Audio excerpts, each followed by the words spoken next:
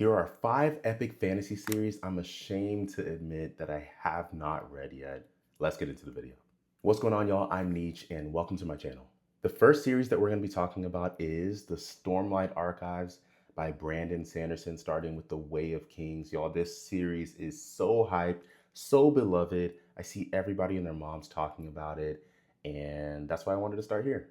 I don't know, y'all. These books are chonkers, 1,000-page books, which normally doesn't bother me, but I don't know, that's still an investment. You know what I'm saying? Also, I hear that the series kind of fizzles out by the end, so I need y'all to kind of let me know what that's about. I did some research on this series, and I want to hit you guys with a quick positives and negatives, and then we'll kind of talk about it at the end. Starting with positives, I hear that this series has characters with insane, really good depth, hitting all the right emotional notes and really making you care about them. I hear that this world is fascinating and brimming with creativity. I hear that the plot is extremely gripping and keeps you on your toes with all the twists and turns. I hear that there's a lot of hidden clues scattered throughout each of these books that lends to these explosive, mind-breaking endings, Sanderlanche endings. Yes, I know about Sanderlanche. And that makes these series really good. Also, I heard that the reread value for these are extremely high, and that's something that also matters to me. So all these things are positives, right? There's no reason not to start it. I think I'm just nervous because this is such a hyped series. I am worried that it's overhyped.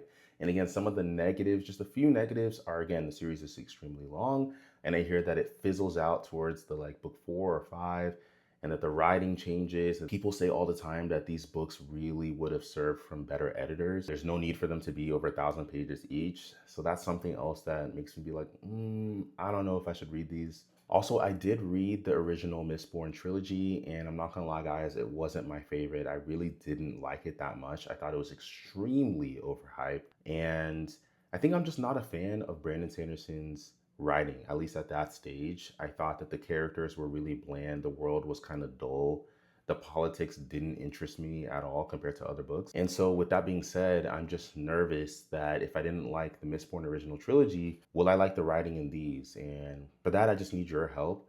Go in the comments and let me know what your perspective is and what you think. Up next, guys, is a huge banger. We have A Song of Ice and Fire by George R.R. Martin. This series is probably my most anticipated read out of all the books I'm going to list, just because I watched A Game of Thrones, I watched House of Dragons, and when I say that, I don't think I've ever been more in love with the world, characters, setting, politics, plot, action, romance, everything as I was for this series in show form.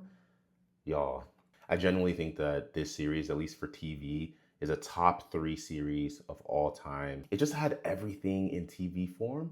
And with that being said, that makes me think the books are going to be that much better, because I'm definitely a believer that books are always better for the most part, really significantly better, because there's not as much cut out. This is the real authentic raw work, and that makes me super excited. Yeah, I just want more exposure. I really want to dive into this world. And I know you guys are going to say, oh, but Neech, the series hasn't been finished yet. It's never going to be finished. I do not care.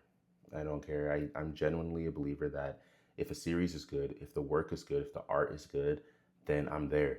That's all I need to know. I'm there. I'm locked in, and I'm willing to take that, because reading such great books is not going to be a negative. You know what I'm saying?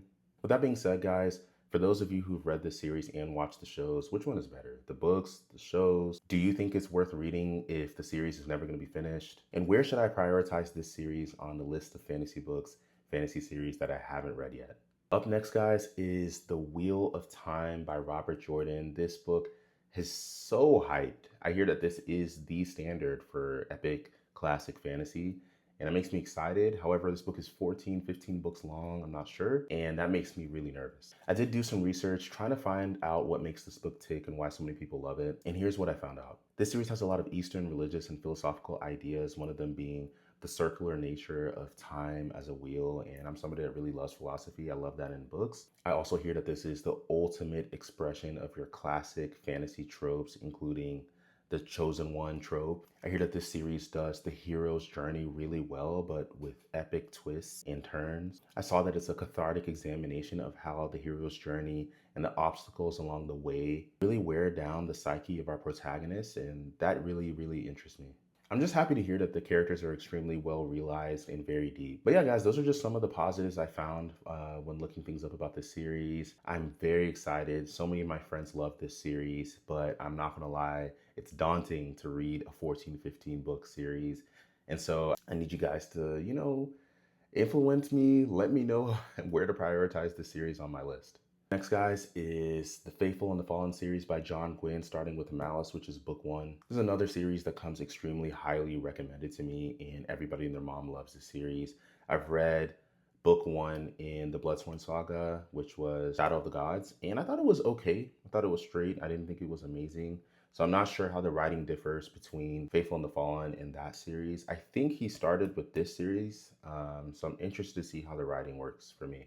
Some of the positives that I found out about this series is that it has lovable characters, high tempo action, high stakes, revenge, redemption arcs, and arguably some of the best action you're ever going to see written in fantasy. But some people did say, don't read this series if you're looking for beautiful prose, complex magic systems, unique world building, different types of representation, romance. And I don't know, those are just some things that people said, like on Reddit and Google. Just some searches I did, and that doesn't mean it's accurate.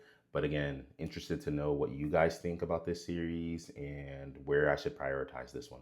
Last but not least, guys, is Empire the Vampire by Jay Kristoff. This is another series that comes highly, highly, highly recommended. Some of my friends have told me that this is legitimately the best fantasy trilogy you're ever going to read. And I don't know how y'all feel about that, but it makes me excited to read it. Looking at the cover though, I'm like, the cover art looks sick. It looks like there's gonna be some violence, which I'm a huge fan of violence, action. I need all that in my books because that keeps me locked. But yeah, for those of y'all who have read it, let me know your thoughts in the comments. Where should I prioritize it? Should I read it? Is it that good? Is it overhyped? I'm just making this video just for y'all to kind of influence or de-influence my TBR and which fantasy series y'all think are really worth reading and which ones to pick up next. But yeah, guys, hopefully you will stick around and follow me along on this reading journey. Don't forget to subscribe. Peace.